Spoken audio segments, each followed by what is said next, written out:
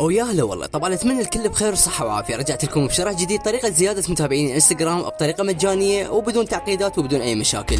طبعا اليوم جبت لكم تطبيق اللي هو اسمه اليو فولور. هذا البرنامج كله سهل الاستخدام، ما بيه اي مشاكل، ما بيه اي تعقيدات، راح تقدر من خلاله تساعد متابعينك بدون اي مشكله. فاللي اتمناه منك تتابع لي الفيديو من البدايه للنهايه. مبدئيا راح تحمل التطبيق من خلال قناتي اللي موجوده على التليجرام عن طريق الرابط المباشر اللي راح تلقاه اسفل هذا الفيديو. بعد تحميلك للتطبيق وتثبيتك للتطبيق تجي هنا تفتح اللي هو التطبيق ونتعرف على كل التفاصيل اللي ممكن تخص هذا البرنامج. اول ما يفتح عندك البرنامج راح يفتح لك بهاي الواجهه. اللي مطلوب منك تسويه تجي على هاي اللي مكتوب عليها سجل الدخول باستخدام انستغرام. بعد ضغطك على هذا الزر اجي على الزر مكتوب عليه قبول. بعد ما كملت هاي الخطوات اللي مطلوبه منك حاليا يطلبك انه يكون عندك حساب انستغرام وهمي. يا عمري انت الحساب الوهمي اللي ما يعرفه هو حساب زايد انت مثل اذا مستخدمه، يعني تكون ما محتاجه. راح يكون بهاي الصيغه على مود ما يتبند عندك بالبرنامج حتى تقدر تجمع نقاط بكل سهوله. شوفوا مثل ما جاي تشوفون هاي الواجهه مالت الحساب الوهمي. طبعا ناشر بوستات، ناشر صوره ملف شخصي، مرتب الحساب ومبينه كانه مع حساب حقيقي.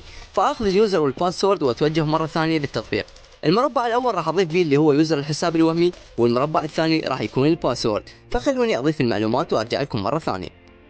بعد ما تم اضافه اللي هو اليوزر زائد الباسورد اجي اضغط هنا على تسجيل الدخول، انتظر حتى انه هو ينقلني للتطبيق بالكامل.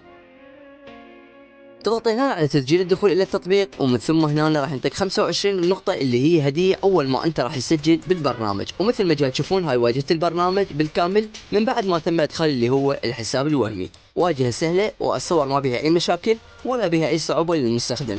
على العموم نجي نشرح اهم الازرار اللي موجودة. عندنا اول زر اللي هو تتبع الطلبات. تعرف انت جد راس المتابعين من التطبيق وقد باقي لك العدد الكامل حتى يوصلك وكل هاي التفاصيل من خلال هذا الزر. التطبيق هذا ينطيك اللي هو الزيد اللي هي يعني يمثلك تزيد متابعين، لايكات، تعليقات. نجي على الزر اللي مكتوب عليه طلب الاخرين، واللي هو هذا الزر اللي انت من خلاله راح تقدر ترسل متابعين للحساب اللي انت تريده. هنا يقول لك قم بترقية حسابك. بمعنى شنو؟ هنا ينطيك نقاط مجانية اللي هي شنو؟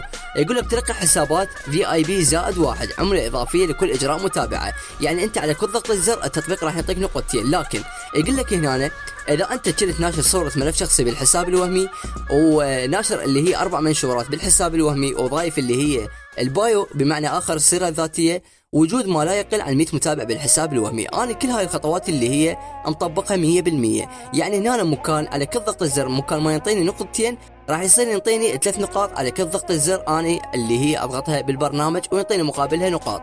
يعني كل واحد اتابعه بالبرنامج يعطيني 3 نقاط بدل الاثنين. ليش؟ لان حسابي صاير VIP. اللي هي شنو اللي مطلوب مني حتى يصير حسابك VIP؟ تنشر صورة ملف شخصي بالحساب الوهمي، تنشر 4 بوستات، ترشق لك للحساب الوهمي فد 100 متابع، اضيف لك في السيرة الذاتية اللي هي البايو. تمام. اجي على قم بترقية اللي الى VIP. مثل ما جاي تشوفون راح يقول لي تم ترقية حسابك الى اللي هي VIP. على العموم هسه هنا عندي اللي هي عملات مجانية. العملات المجانية تلقاها على قناتهم، ينشرون اكواد، تاخذ هذه الاكواد اللي ينشروها بقناة التليجرام تاخذها نسخ وظيفة هنا راح تحصل على نقاط مجانية. عندك هنا ادعو الاصدقاء. طبعا هنا عندك ادعو الاصدقاء، عندك هذا الكود. هذا الكود بمجرد انه انت تاخذه وترسله لجماعتك، اي شخص راح ينزل هذا البرنامج ويضيف الكود فهو راح يحصل نقاط، وانت ايضا راح تحصل نقاط من خلال صديقك بما انه هو داخل البرنامج ده يجمع نقاط، فانت تحصل على نسبة النقاط اللي هو راح يجمعها صاحبك. على العموم زين.